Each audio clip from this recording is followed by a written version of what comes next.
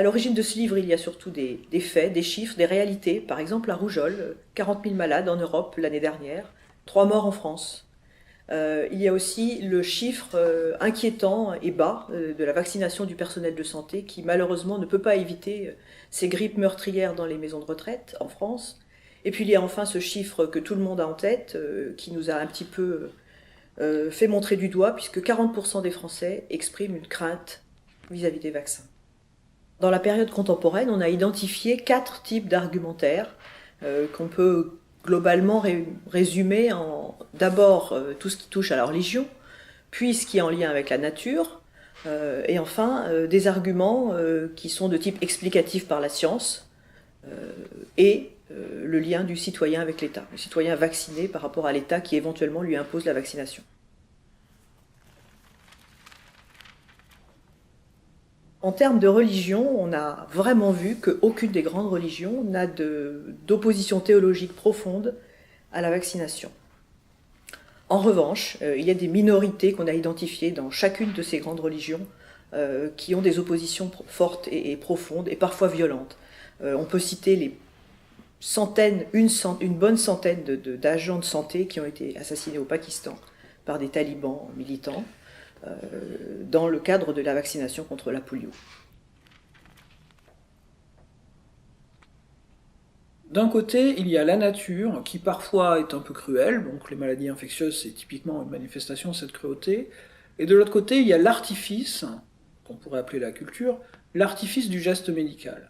Or, dans la position anti-vax, l'argument est de dire, l'idée est de dire que il vaut mieux la maladie naturelle que le geste artificiel, conçu comme véritablement un danger, on dirait presque aujourd'hui un danger technologique, pour un peu appuyer le point. Donc, par exemple, dans l'histoire de la vaccination, le geste vaccinal était associé à toutes sortes de désagréments, si on peut dire. Peut-être une des histoires les plus amusantes, c'est celle concernant la vaccine, donc qui est une vaccination contre la variole à partir d'une maladie bovine. Et donc, au XIXe siècle, quand on inoculait la vaccine, certaines personnes s'y refusaient au nom du fait que c'était un geste artificiel qui contribuait à donner des humeurs animales à un corps humain. Et donc, il y avait quelque chose de non naturel dans le fait de communiquer une maladie de la vache à un être humain. Les vaccins sont assez difficiles à comprendre. Les vaccins reposent sur une science qui s'appelle l'immunologie, qui elle-même est complexe, assez refermée sur elle-même, utilise des concepts difficiles, du vocabulaire bien à elle. Donc c'est une science qui finalement effraie un peu et va faire le lit d'une espèce de science alternative qui va circuler beaucoup mieux sur les réseaux sociaux qu'une leçon d'immunologie. Alors l'immunologie c'est compliqué, mais en réalité la vaccinologie ou la question des vaccins c'est une pure question de statistiques. Et ça, dès le XVIIIe siècle, le débat est posé en ces termes, notamment par une confrontation entre le mathématicien d'Alembert et l'autre mathématicien Bernoulli, sur la question de savoir où se situe le risque, à l'échelle individuelle ou à l'échelle collective. Et donc ceci entraîne tout au long de l'histoire de la vaccination des théories alternatives, comme il a été dit, qui minimisent systématiquement le risque collectif pour maximiser systématiquement le risque individuel. Alors certains vont jusqu'à, à l'époque de Pasteur, ne pas croire aux microbes, ou croire aux microbes en disant qu'ils n'engendrent pas de maladie. Certains appellent Pasteur un illuminé de la microscopie, puisqu'il découvre tout ça de bestioles sous sa lentille du microscope.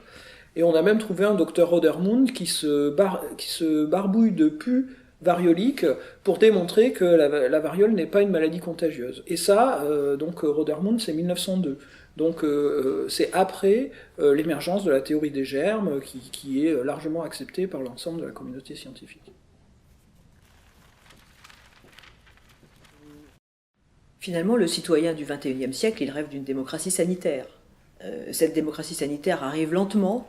À défaut, finalement, il y a des expertises horizontales qui sont préférées à ce savoir vertical ancien. Et donc, dans le cadre de cette recherche d'expertise horizontale de chaque citoyen, qui va s'exprimer sur les réseaux sociaux en particulier, ce qu'on observe, c'est finalement une grande perte de confiance. Une grande perte de confiance dans les élites, dans les sachants, dans les médecins, dans les professeurs, qui se généralisent, que tout le monde peut observer. Mais tout ça, il faut le remettre dans le contexte actuel de la société française en particulier, qui a connu des crises sanitaires multiples, graves. On pense au sang contaminé, on pense à l'affaire du Mediator, même à Tchernobyl éventuellement. Et donc, dans ce contexte déjà difficile, il y a eu la crise du vaccin H1N1, succession d'erreurs de communication, et il y a aussi dans l'histoire juste avant ça la crise aussi du vaccin d'hépatite B. Et donc tout ça, tout ça reflète et explique en même temps un climat complotiste autour des vaccins. Oui, aujourd'hui, ce qui est caractéristique, c'est que la méfiance historique à l'égard de l'État, donc pendant que les lois vaccinales, enfin les lois d'obligation vaccinale étaient en vigueur, aujourd'hui, cette suspicion, elle s'est un peu déplacée sur le domaine économique. Donc on est passé d'une crainte de Big Brother à une crainte de Big Pharma.